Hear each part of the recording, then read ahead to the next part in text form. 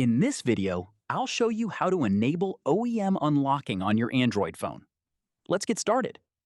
First, open the Settings app on your device. Next, scroll down and tap on Additional Settings. Then, tap on Developer Options.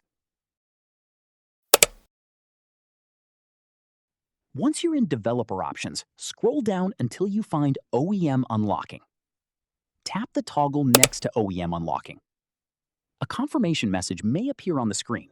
Read the information carefully, then tap Enable or Turn On to confirm. OEM Unlocking allows you to unlock your device's bootloader, which may be required for installing custom software or advanced Android modifications. Keep in mind that unlocking the bootloader can affect device security and may erase your data during the unlocking process. That's it. You have successfully enabled OEM unlocking on your Android phone. If you found this tutorial helpful, don't forget to like the video and subscribe for more Android guides.